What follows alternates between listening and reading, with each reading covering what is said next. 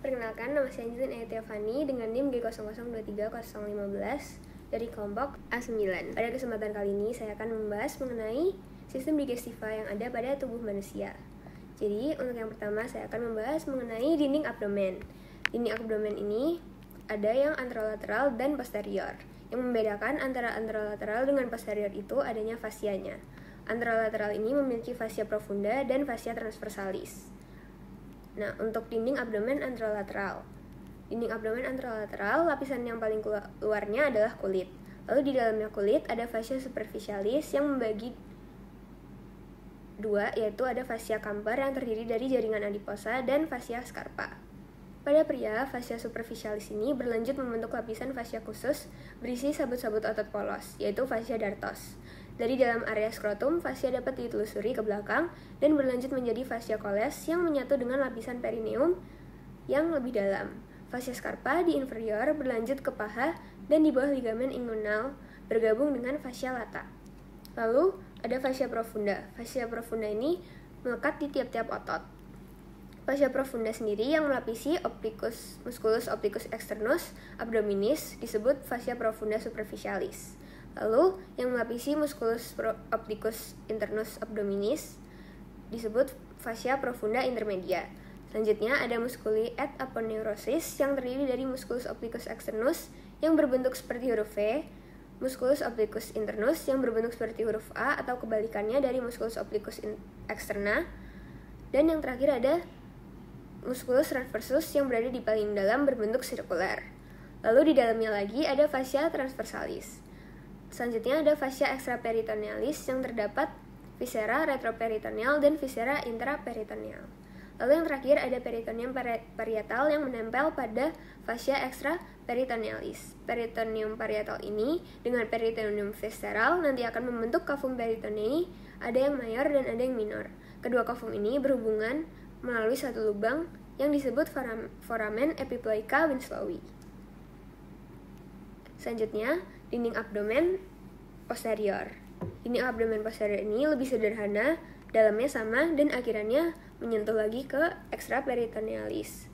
Ada kulit, fascia superficialis dorsi, musculus yang berbagi menjadi 4 lapisan, yaitu lapisan yang pertama ada musculus latissimus dorsi, lapisan kedua ada musculus opticus externus abdominis, musculus erector spinae, musculus longissimus dorsi, dan musculus serratus posterior dan inferior.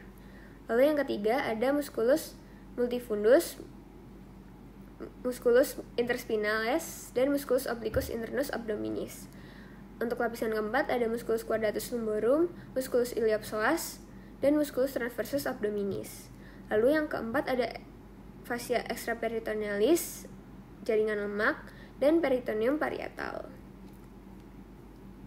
Selanjutnya saya akan membahas mengenai otot-otot yang ada di abdomen. Pada abdomen terdapat dua tipe otot, yaitu flat muscle dan vertical muscle. Flat muscle ini merupakan otot-otot yang membentuk vagina musculi recti, yang membungkus musculus rectus abdominis dan musculus pyramidalis. Terdiri dari musculus opticus externus abdominis yang letaknya paling superficial dengan bentuk khasnya yang seperti huruf V, lalu musculus opticus internus abdominis yang berbentuk seperti huruf A, dan yang paling profunda ini ada musculus transversus abdominis yang berbentuk seperti garis horizontal. Lalu, yang kedua ada vertical muscle yang terdiri dari musculus rectus abdominis, yaitu sepasang otot yang dipisahkan linea alba membentuk intersectiones tendinae yang letaknya setinggi processus sipoideus, umbilicus, serta di antara keduanya. Lalu ada musculus pyramidalis, yaitu otot langka yang tidak dimiliki 20% orang di dunia. Letaknya anterior dari musculus rectus abdominis. Bersama-sama, mereka membentuk vagina musculi recti. Lalu, selanjutnya saya akan membahas mengenai rectum proprium. Pada rectum proprium ini, sisi luarnya terdapat flexura sacralis dan flexura perianalis atau flexura anorectal, yaitu lalu kolon berbentuk S jika dilihat dari lateral. Flexura anorectal membantu menjaga kontinensi tinja melalui tonus otot puborectalis yang terletak pada bagian dari levator ani. Saat defekasi, flexura menjadi tegak dan tinja bergerak ke kanalis analis. Lalu sisi dalamnya, tunika mukosa, terdapat lipatan-lipatan dorsal yang disebut plique transversalis recti. Di bawah lipatan ini, rektum mengalami dilatasi, membentuk ampula recti, terletak langsung di atas dan didukung oleh diafragma pelvis dan ligamen anococcygel. Ampula recti memiliki kemampuan untuk berelaksasi karena fungsinya untuk menerima dan menahan akumulasi massa tinja sampai dikeluarkan saat buang air besar. Hal ini menjadikan ampula recti sebagai elemen penting lain yang mempertahankan kontinensi tinja. Lalu yang terakhir ada zona transisi dari rektum ke kanalis analis yang ditandai oleh linea anorectalis atau anorectalis junction. Area ini dicirikan dengan adanya perubahan dari plique transversalis recti menjadi plique longitudinal anal kanal.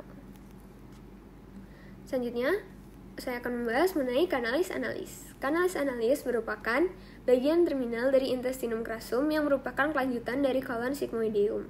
Kanalis analis terletak di bawah diafragma pelvis dan berakhir di anus. Lapisan otot dan stratum longitudinal dari kanalis analis berkembang dengan baik. Tidak terdapat tenia di sini. Zona transisi antara rektum dengan kanalis analis ditandai dengan perubahan dari lipatan transversal menjadi lipatan longitudinal atau junction anorectalis.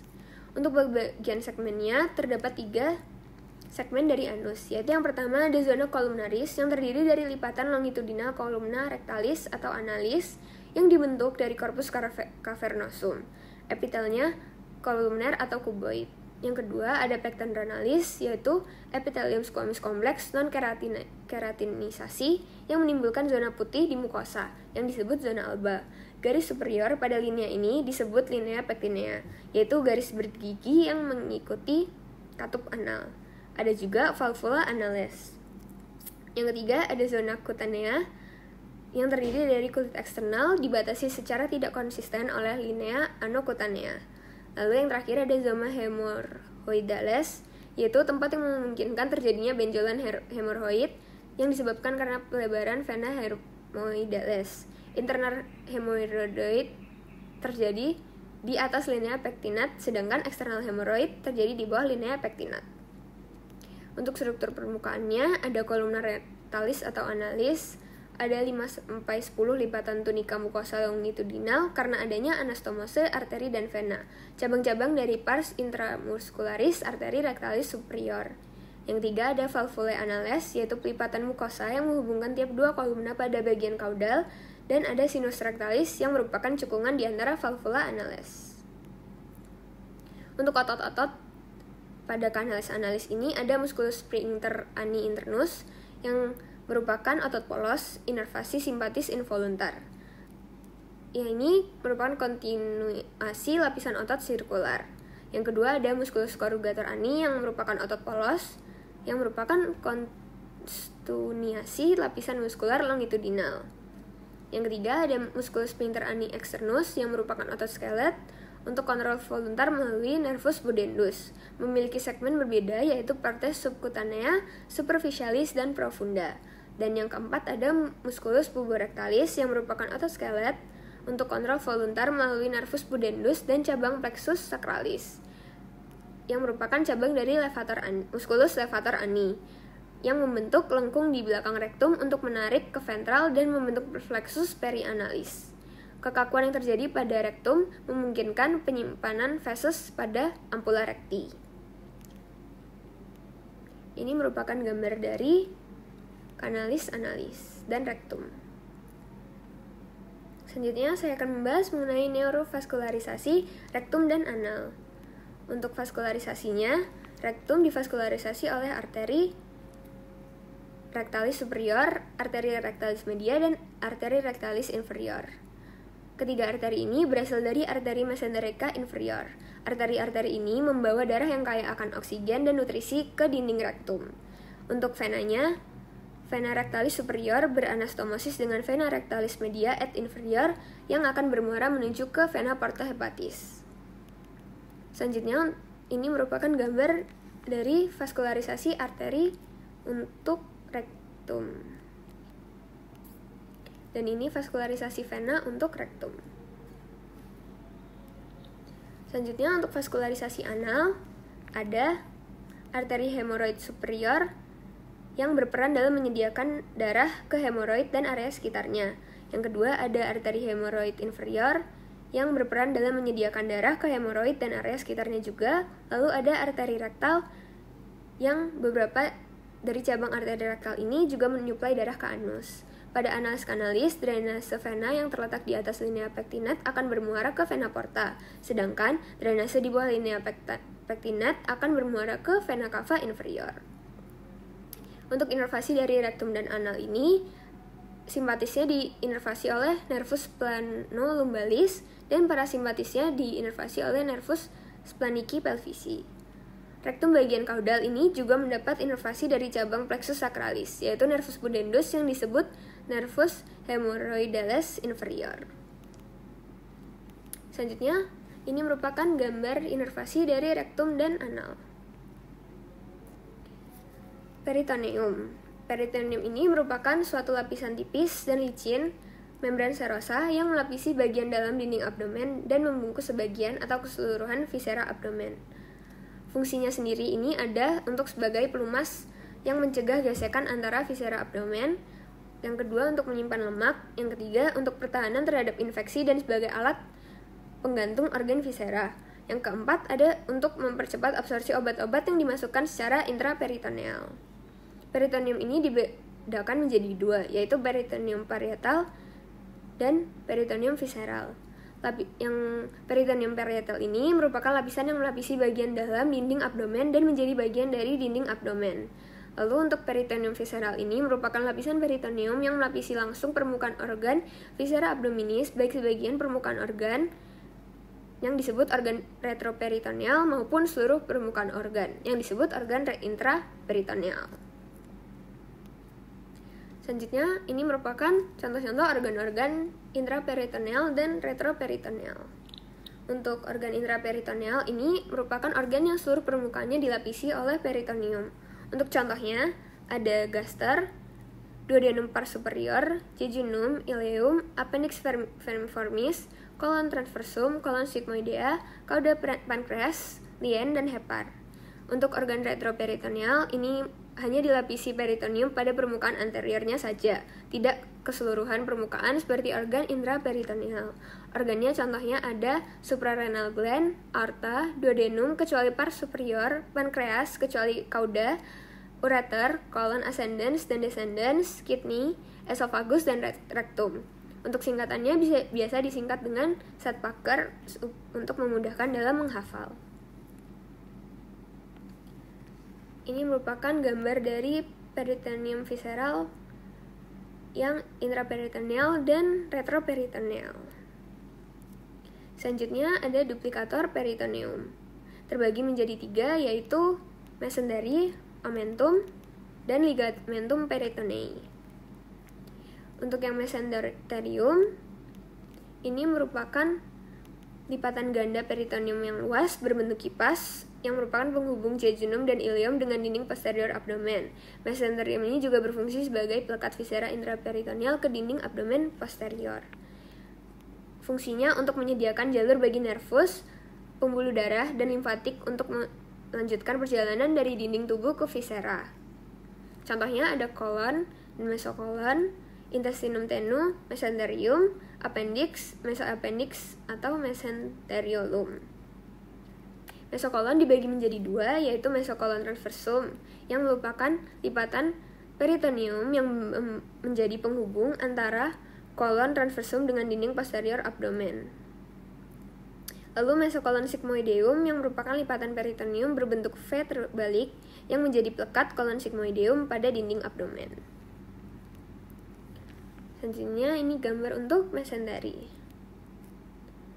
Selanjutnya ada omentum. Omentum ini merupakan membentang dari gaster dan proximal duodenum untuk melekatkan viscera intraperitoneal.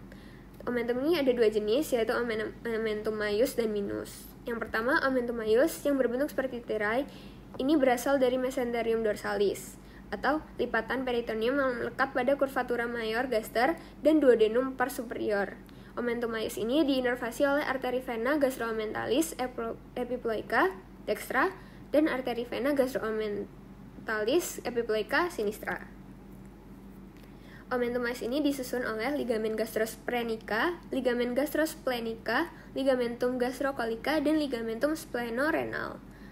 Lalu untuk omentum minus ini berasal dari mesenterium ventralis, merupakan lapisan peritoneum yang melekatkan kurvatura minor gaster dan duodenum pars superior menuju fasies inferior dari hepar.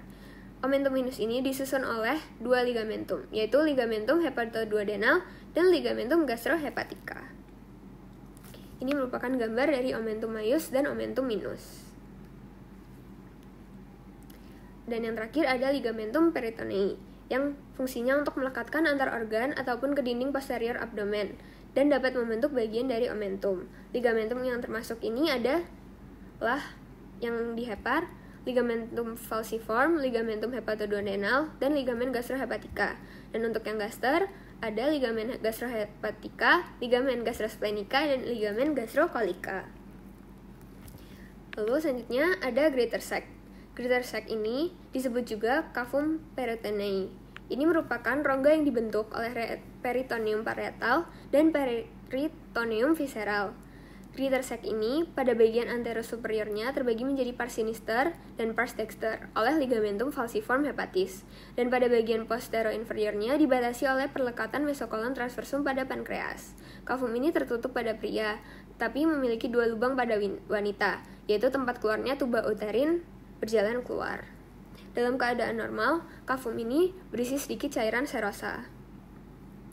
Cairan ini tuh fungsinya untuk melubrikasi permukaan peritoneum, sehingga viscera bisa bergerak satu sama lain tanpa adanya gesekan, serta memungkinkan gerakan-gerakan disgesti. Akibat adanya perputaran saat embrional, pada saat dewasa, cavum peritonei ini tidak lagi merupakan satu rongga yang utuh, tetapi terpisah menjadi dua ruangan yang saling berhubungan, sehingga dikenal sebagai cavum peritonei mayor dan cavum peritonei minor. Keduanya berhubungan melalui satu lubang yang disebut foramen epiploica winslowi. Selanjutnya ada lesser sac atau bursa omentalis yang merupakan ruangan irregular berada di sebelah dorsal lobus caudatus hepatis, omentum minus dan gaster, serta berada di dalam omentum maius. Batas-batasnya ada anterior berbatasan dengan peritoneum yang membatasi lobus caudatus hepatis, omentum minus, peritoneum yang melapisi pars posterior ventriculi, dan omentum maius. Untuk posteriornya berbatasan dengan omentum maius, peritoneum yang meliputi kolon transversum, mesokolon transversum, dan peritoneum yang meliputi struktur di bagian posterior cavum abdominis. Contohnya ada pankreas dan glandula suprarenalis sinistra. Selanjutnya ada foramen epiploica winslowi yang merupakan lubang yang menghubungkan greater sac atau cavum peritonei dengan lesser sac atau bursa omentalis. Foramen epiploicum winslowi ini dibatasi oleh kranial. Pada bagian kranial dibatasi oleh processus caudatus hepatis, pada bagian ventral dibatasi oleh ligamentum hepatoduodenal, pada bagian kaudal dibatasi oleh pars superior duodeni di bagian kaudal, dan pada bagian dorsal dibatasi oleh peritoneum parietal yang menutupi vena cava inferior. Pada sekitar foramen epiploica winslowi ini terdapat struktur yang ditutupi oleh peritoneum, yaitu vena porta, arteri hepatica propria, ductus choledochus di anterior, vena cava inferior di posterior, lobus caudatus heper di superior, dan pars descendens duodeni di inferior. Sekian penjelasan dari saya. Maaf apabila ada kesalahan dalam perkataan. Terima kasih.